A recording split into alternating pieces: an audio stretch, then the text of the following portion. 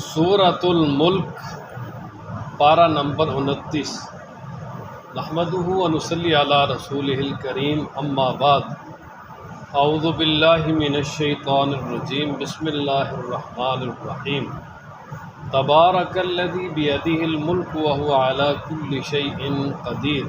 صدق اللہ العظیم۔ اس سورہ مبارکہ کا نام سورۃ الملک ہے اس لیے کہ اس کی پہلی آیت میں اللہ تبارک و تعالیٰ کی صفات میں سے ایک صفت ہے کہ یعنی بادشاہی کا مالک ہونا، الملک، اس کا تذکرہ ہے، تو اس لیے اس کا نام سورۃ الملک ہے۔ اور یہ ترتیب نزولی کے اعتبار سے 77 نمبر پر ہے، مکی صورت ہے۔ اور جو قرآن مجید کی موجودہ ترتیب ہمارے سامنے ترتیب توقیفی، اس کے مطابق اس کا 67 نمبر پہ یہ 30 آیات ہیں، 2 رکوع ہیں۔ اور اس سورہ مبارکہ کا اس سے پہلی صورت کے ساتھ ربط اور تعلق یہ ہے کہ اس سے گزشتہ سورہ تحریم میں اصلاح کا موضوع تھا کہ اپنی بھی اور اپنی اولاد کی اصلاح کرو، اور اصلاح جس طرح اعمال کی ہوتی ہے اسی طرح عقائد کی بھی ضروری ہے۔ اور 3 عقیدے بہت ضروری ہیں جن کی اصلاح بنیاد ہے: توحید، اللہ تعالیٰ ہے کہ اس کا کوئی شریک نہیں، رسالت، اللہ تعالیٰ نے مخلوق کی ہدایت کے لیے اپنے انبیاء اور رسول بھیجے ہیں، سب سے آخری رسول محمد رسول اللہ صلی اللہ علیہ وسلم، اور قیامت کے مرنے کے بعد آگے دوبارہ اٹھایا جائے۔ تو ان 3 جو بنیادی عقائد ہیں ان میں سے پہلا عقیدہ توحید، اس کو اس صورت میں بیان کیا ہے، پھر عقیدہ رسالت کو اس سے اگلی صورت میں، اور پھر آگے جو زیادہ تر صورتیں ان میں عقیدہ آخرت کو بیان کیا گیا ہے۔ اور اس سورہ مبارکہ کی فضیلت یہ ہے، بہت ساری احادیث اس کی فضیلت میں منقول ہیں، لیکن جو صحیح احادیث ہیں وہ چند ایک آپ حضرات کے سامنے عرض کر دیتا ہوں۔ ترمذی میں حضرت ابو ہریرہ رضی اللہ تعالیٰ عنہ سے منقول ہے کہ آپ علیہ السلام نے ارشاد فرمایا کہ قرآن مجید میں ایک ایسی صورت ہے جس کی صرف 30 آیات ہیں، یعنی وہ اتنی بڑی نہیں ہے، لیکن قیامت کے روز ایک بندے کی وہ سفارش کرے گی یہاں تک کہ اس کو جہنم سے نکال کر جنت میں پہنچا دے گی۔ جو شخص اس کو روزانہ پڑھے گا تو یہ اس کی سفارش کرے گی یہاں تک کہ اس کو اگر وہ جہنم میں بھی ہے تو وہاں سے نکال کر اس کو جنت میں داخل کر دے گی۔ اور فرمایا وہ سورۃ تبارک الذی ہے۔ اور اسی طرح ایک دوسری روایت میں ہے، نبی پاک صلی اللہ علیہ وسلم نے ارشاد فرمایا کہ قرآن مجید کی ایک ایسی صورت ہے جو اپنے پڑھنے والے کی طرف سے جھگڑا کرے گی، یعنی اللہ تبارک و تعالیٰ کے دربار میں پرزور جو ہے وہ سفارش کرے گی یہاں تک کہ اس سے جنت میں داخل کروا دے۔ اور اسی طرح جامع ترمذی میں حضرت عبداللہ ابن مسعود رضی اللہ تعالیٰ عنہ سے منقول ہے کہ جناب نبی کریم صلی اللہ تعالیٰ علیہ وآلہ وسلم روزانہ رات کو سونے سے پہلے ایک الف لام میم سجدہ اور ایک سورہ ہے ملک، اس کی ضرور تلاوت فرماتے تھے۔ اور اسی طرح علامہ البانی رحمۃ اللہ علیہ نے جو سلسلہ احادیث صحیحہ کا ایک سلسلہ قائم کیا، اس میں نبی پاک صلی اللہ علیہ وسلم کی ایک روایت نقل کی ہے کہ یہ وہ صورت ہے جو عذاب قبر سے بچانے والی ہے، کہ اللہ تبارک و تعالیٰ اس صورت کی وجہ سے جو پڑھتا رہے گا تو اس کو عذاب قبر سے محفوظ رکھیں گے۔ اور اسی طرح حدیث مبارکہ میں آتا ہے کہ سورہ مبارکہ کو نبی پاک صلی اللہ علیہ وسلم کی طرف سے واقعہ بچانے والی، یعنی عذاب قبر سے بچانے والی، اور منجیہ نجات دینے والی، یعنی عذاب جہنم سے نجات دینے والی کا نام دیا گیا۔ یہ سورہ مبارکہ ایسی ہے کہ جو شخص اس کو پڑھے گا تو اللہ تبارک و تعالیٰ اس کو عذاب قبر سے بھی بچائیں گے اور عذاب جہنم سے بھی بچائیں گے۔ اور پھر اسی طرح کی حدیث مبارکہ میں آتا ہے، آپ علیہ الصلوۃ والسلام نے ارشاد فرمایا کہ میرا دل چاہتا ہے، میری یہ خواہش ہے کہ یہ صورت ہر مومن کے دل میں ہو، ہر مومن کو یہ صورت یاد ہو۔ آپ علیہ السلام نے اپنی چاہت اور خواہش کا اظہار کیا۔ اللہ تبارک و تعالی ہم سب کو اس کی تلاوت کی سمجھنے کی توفیق عطا فرمائے۔ تو اچھا، اس سورہ مبارکہ کا جو مختصر خلاصہ یہ ہے کہ اس میں جو دعویٰ ہے وہ یہ ہے کہ اللہ تبارک و تعالی ہی الہ اور معبود ہے، اور اللہ تعالیٰ یہ برکتیں دینے والا ہے، سب کچھ اللہ کے ہاتھ میں، اللہ کے قبضے میں ہے۔ اور پھر اس پہ آگے اللہ تبارک و تعالیٰ نے مختلف دلائل عقلیہ بیان فرمائے۔ تو اس میں جو سب سے پہلی آیت ہے اس میں رب ذوالجلال فرماتے تبارک الذی، بڑی ہی بابرکت ہے وہ ذات، اور اس کا کچھ مفسرین نے ترجمہ کیا ہے بڑی ہی عالی شان ہے وہ ذات،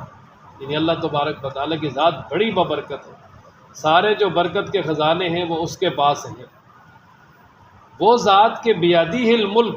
کہ اس کے قبضہ میں ہے بادشاہی، بیادی ہی اس کے ہاتھ میں ہے، یعنی اس کے قبضہ قدرت میں ہے الملک، ساری بادشاہی، کہ دنیا میں جتنی بھی بادشاہیاں ہیں آج جو اللہ تعالیٰ نے لوگوں کو عارضی طور پہ دی ہوئی ہیں، اصل میں بادشاہ حقیقی رب ذوالجلال ہے۔ وجہ یہ کہ جو دنیا کے بادشاہ ہیں وہ تو خود محتاج ہیں۔ مثلا جس طرح دیکھو جی کہ ایک بادشاہی قائم ہے، حکومت قائم ہے، تو رعایا جو ہے نا وہ ان کی بہت ساری ضروریات حکومت کے ساتھ وابستہ ہیں، لیکن حکومت کی بہت ساری یعنی جو ضروریات ہیں وہ ساری کی ساری رعایا کے ساتھ وابستہ ہیں۔ رعایا ٹیکس دے گی تو پھر حکومت چلے گی، اور رعایا جو ہے نا اس کے ساتھ تعاون کرے گی تو حکومت چلے گی، بغیر نہیں چل سکتی۔ تو گویا کہ یہ جتنی بھی حکومتیں ہیں، جتنے بھی معاملات ہیں، جتنے بھی نظام ہیں، یہ سارے کے سارے جو ہے نا وہ ایک دوسرے کے محتاج ہیں۔ اصل جو حکومت اور حکمرانی ہے وہ اللہ کی ہے، جو کسی کا محتاج نہیں ہے، اپنے قوت سے اور اپنی طاقت سے اور سارے اپنے خزانوں سے وہ چلا رہا ہے۔ ایک شاعر نے یہ دنیا کی حکومتوں کا بڑا عجیب جو ہے نا نقشہ کھینچا ہے نا، وہ کہتا ہے مانگنے والا گدھا ہے صدقہ مانگے یا خراج، مانگنے والا گدھا ہے صدقہ مانگے یا خراج، خراج جو ہے نا وہ ٹیکس جو حکومت لیتی ہے۔ اللہ اکبر، کوئی مانے یا نہ مانے میر و سلطان سب گدھا ہے۔ اصل جو ذات ہے مالک وہ وہی ہے۔ تو تبارک الذی، بڑی ہی بابرکت ہے وہ ذات، الذی وہ یا عالی شان ہے وہ ذات، بیدیہ الملک جس کے قبضہ قدرت میں بادشاہی ہے۔ اور دوسری دلیل وہو علی کل شیء قدیر، اور وہ ہر چیز پر قادر ہے، ساری چیز جو ہے نا وہ اس کے قبضہ قدرت میں ہے، سب کچھ کر سکتا ہے، اس کے قبضہ قدرت سے کوئی چیز بھی باہر نہیں ہے۔ الذی خلق الموت والحیات، یہ تیسری دلیل بیان کی، فرمایا کہ الذی وہ ذات خلق الموت جس نے پیدا کیا موت کو، والحیات اور زندگی کو، کہ موت و زندگی دونوں بنائی، کیوں؟ لیبلوکم، تاکہ اللہ تعالیٰ تمہیں آزمائے کہ ایکم، کہ کون سا تم میں سے احسن و زیادہ اچھا ہے عمل کے اعتبار سے، کہ اللہ تبارک و تعالیٰ نے یہ زندگی اور موت کا ایک سلسلہ قائم کیا ہے۔ اس کی جو بنیادی وجہ یہ ہے کہ تاکہ اللہ تبارک و تعالیٰ تمہیں دیکھے کہ تم میں سے کون اچھا عمل کرتا ہے، اور کون اچھا عمل کر کے اپنے آپ کو جو ہے وہ اللہ تبارک و تعالیٰ کا محبوب بناتا ہے اور اپنے آپ کو نجات والے رستے پہ ڈالتا ہے۔ اصل میں بات یہ ہے کہ دیکھیں یہ جو زندگی موت یہ دونوں امتحان کے لیے ہے۔ اب مثال کے طور پر اگر جو ہے نا وہ زندگی کے بعد موت نہ آئے تو کون جو ہے نا وہ اچھے اعمال کرے، کس کو خوف ہو کہ بھئی میں نے مرنا ہے؟ اور پھر اگر اللہ تبارک و تعالیٰ جو مرنے کے بعد دوبارہ اس زندگی نہ دے تو پھر یہ جو دنیا میں انسان نے اچھے اعمال کیے ہیں یا برے کیے ہیں ان کی جزا کہاں سے ملے گی؟ اور اگر دنیا ہی کی زندگی بھی نہ ہو تو پھر اچھے برے اعمال کون کرے گا، کہاں سے ہوگا؟ اس لیے اللہ تبارک و تعالیٰ نے یہ دنیا بھی بنائی تاکہ اس میں انسان رہ کر اچھے برے اعمال کرے، پھر اس کے بعد یعنی جو ہے وہ موت، اور موت کے بعد اگلا سارا بھی نقشہ بتا دیا کہ بھئی یہ کام ہونے، تاکہ انسان جو ہے ان ساری چیزوں کو ذہن میں رکھ کے اچھے کام کرے۔ اور پھر اللہ تبارک و تعالیٰ نے میدان محشر یعنی قیامت اس کا بھی عقیدہ اور نظریہ دیا کہ بھئی سب نے اللہ کے دربار میں جمع ہونا ہے، جو کچھ کرو گے اس کا وہاں بدلہ ملے گا۔ اس لیے یہ زندگی اور موت یہ دونوں آزمائش ہیں۔ وَهُوَ الْعَزِيزُ الْغَفُورُ، اور فرمایا وہی غالب ہے، الغفور بخشنے والا ہے۔ غالب ہے، سب کچھ کر سکتا ہے، اس کے قبضے میں ہے، لیکن جو نافرمانی کرے گا تو ان کو اللہ تبارک و تعالیٰ اپنی قدرت سے پکڑ سکتا ہے، اس سے کوئی بھی باہر نہیں ہے۔ الغفور، لیکن ہے اتنا مہربان کہ اگر کوئی شخص توبہ کرتا ہے اور اس کی طرف آ جاتا ہے تو وہ بخشنے والا ہے۔ الغفور کا معنی بار بار بخشنے والا ہے۔ اور اللہ تبارک و تعالیٰ یعنی توبہ کرنے والوں کو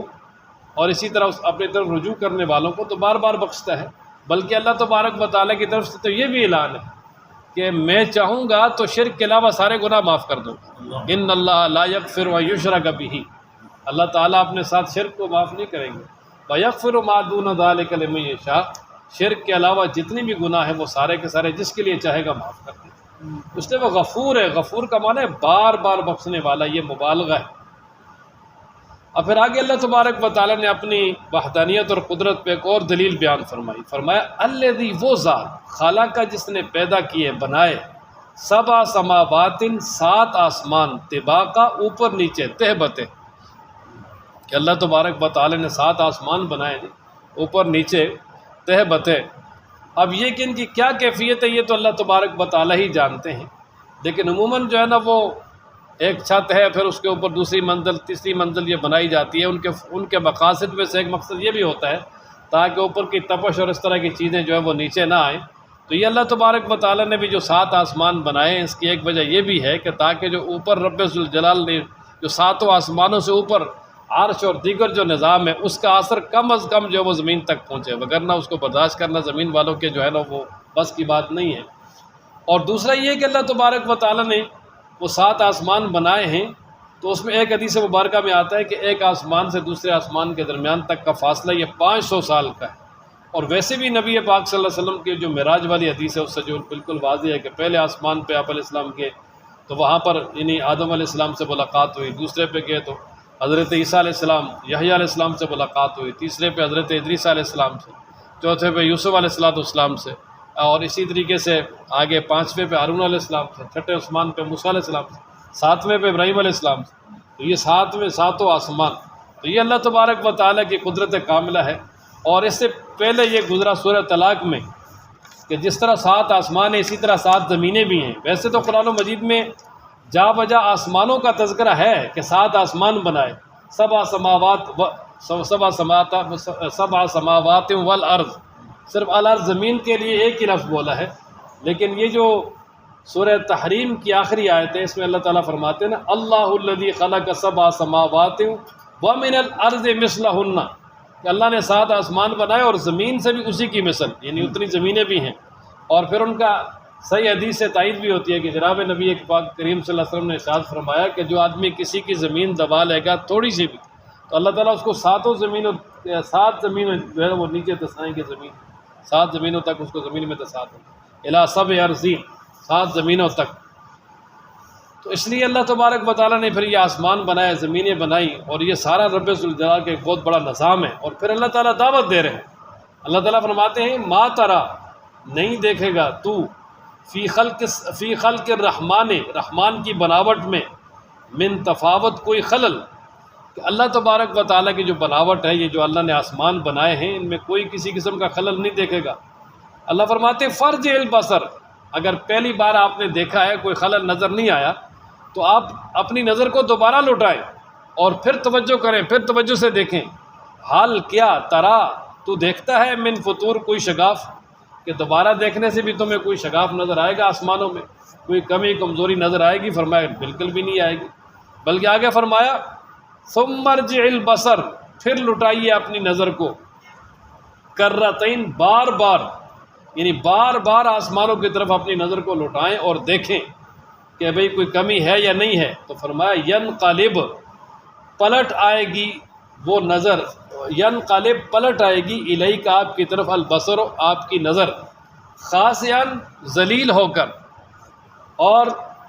یعنی بالکل ماندہ ہو کر، وہو حسیر، اس حال میں کہ وہ تھکی ہوئی ہوگی۔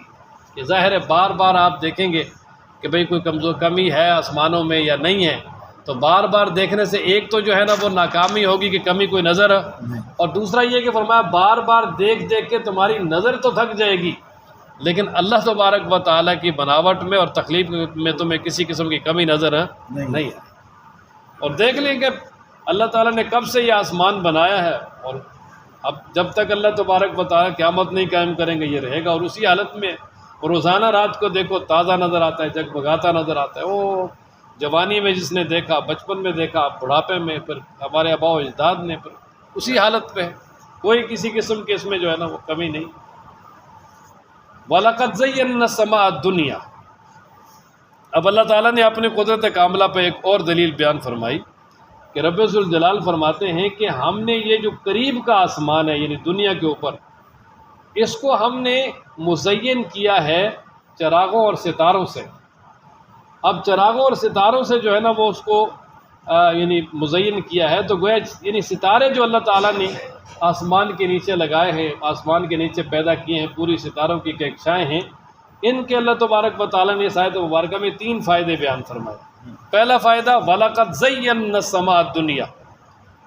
کہ اللہ فرماتے ہیں کہ ہم نے آسمان دنیا کو مزین کیا ہے، یعنی ستارے خوبصورتی کے لیے لگائے ہیں۔ رات کو جب انسان دیکھتا ہے آسمان کی طرف، اگر خالی آسمان ہو تو وہ عجیب سا لگے،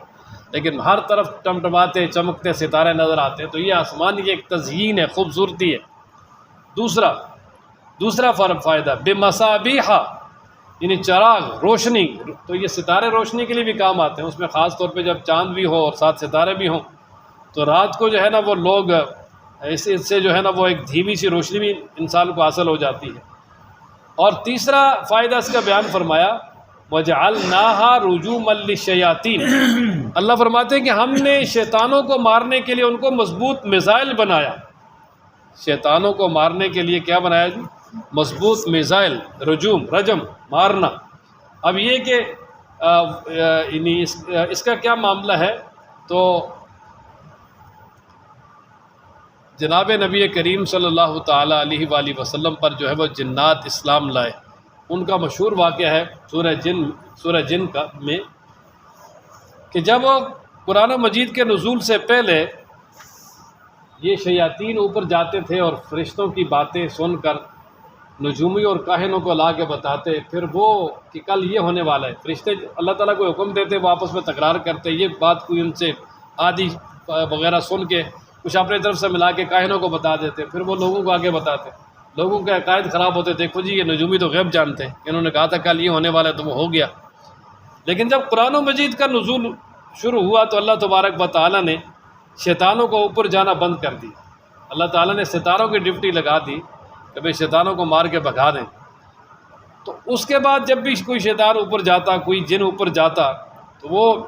ستارہ ان کے لیے ایک میزائل کا کام دیتا، فوراً بھاگ کے اس کو مار کے جلا دیتا۔ اب اسی پریشانی میں جنات نے جو ہے نا وہ ٹیمیں تشکیل دی کہ دنیا میں چل پھر کے معلوم کرو کہ کوئی نیا کام ہوا ہے جس کی وجہ سے ہمارا اوپر جانا بند ہو گیا ہے۔ تو اس کے لیے یہ جو یمن کا علاقہ ہے نصیبین، وہاں کے 9 جنات تھے، ان کی ڈیوٹی لگی حجاز میں، اور نبی پاک صلی اللہ علیہ وسلم طائف سے واپس آئے تھے، اور مقام نخلا مکہ کے قریب ایک جگہ ہے، وہاں پر آپ صلی اللہ تعالیٰ علیہ وآلہ وسلم فجر کی نماز پڑھ رہے تھے، تو قرآن آپ علیہ السلام پڑھ رہے تھے، تو ان جنات نے قرآن سنا، تو وہ کہنے لگے جی انا سمعنا قرآنا عجبا، ہم نے بڑا عجیب قرآن سنا ہے، یہدی الی الرشد، جو ہدایت کی طرف رہنمائی کرتا ہے، فآمنا بی، ہم اس پر ایمان لے آئے ہیں، ولن نشرک بربنا احدا، ہم اپنے رب کے ساتھ کسی کو شریک نہیں کریں گے۔ اور یہ جو ہے نا وہ پھر وہ جنات اسلام لے آئے نبی پاک صلی اللہ علیہ وسلم پر، پھر حضرت صلی اللہ علیہ وسلم کئی بار ان کو واعظ کرنے کے لیے بھی گئے، اور پھر ہزاروں جنات کو آپ علیہ السلام نے مختلف مواقع پہ واعظ کیا۔ تو خیر بہرحال یہ ہے کہ اللہ تبارک و تعالیٰ نے پھر ستاروں کی ڈیوٹی لگا دی، ستارے متعین کر دیے، گویا کہ وہ میزائل بنا دیا ان کو جنات کے لیے کہ وہ ان کو مار کے بھگا دیتے تھے، اور فرمایا کہ یہ دنیا کی جو ہے نا وہ جنات اور شیاطین کے لیے سخت سزا ہے، اور آخرت میں تو ان کے لیے بہت ہی شدید قسم کی سزا ہوگی۔ تو اب ایک فائدہ یہاں پر یہ بیان کیا، 3 فائدے ادھر بیان کیے ہیں، اور ایک فائدہ قرآن و مجید میں اللہ تعالیٰ نے دوسرے مقام پر بیان کیا ہے، وَبِالنَّجْمِ هُمْ يَهْتَدُونَ، کہ ستاروں کے ساتھ وہ لوگ اپنا راستہ متعین کرتے ہیں۔ پرانے زمانے میں چونکہ یہ آج کل کے جدید سہولیات نہیں تھی،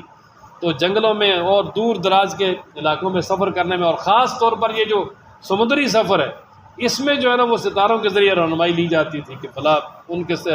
باقاعدہ جو ہے نا وہ لوگ اس کے بارے میں جانتے تھے، وہ ان کے پاس پورا علم ہوتا تھا اس کا کہ بھئی کون سا ستارہ کس وقت ہوگا، کون سے ستارے کی کون سی سمت ہے۔ تو یہ ستاروں کے یہی فائدے ہیں، اس کے علاوہ باقی جو ہے نا وہ دیگر بہت سارے لوگوں نے من گھڑت باتیں بتائی ہوئی ہیں، ان کا شریعت سے کوئی تعلق نہیں ہے، اور نہ وہ ستاروں کے کوئی فائدے ہیں، اور نہ جو ہے نا وہ شریعت نے ان کو بیان کیا ہے۔ فرمایا نا وَلَقَدْ تحقیق زَيَّنَّا، ہم نے مزین کیا ہے السماء الدنیا، دنیا کے آسمان کو، یہ دنیا دنوب سے، اس کا معنی قریب، یہ دنیا کے جو قریب ترین آسمان ہے اس کو، بمصابیح، چراغوں کے ساتھ، یعنی یہ ستاروں کے ساتھ، وجعلنا، اور ہم نے بنایا ہے ان کو، رجوماً، شیطانوں کو نشانہ بنانے کا ذریعہ، یعنی میزائل، للشیاطین، شیطانوں کے لیے، وآتدنا، اور ہم نے تیار کر رکھا ہے لہم، ان شیطانوں کے لیے، عذاب السعیر، جہنم کا عذاب ہے۔ اللہ تعالی ہم سب کو قرآن پڑھنے، سمجھنے، عمل کرنے کی توفیق عطا فرمائے۔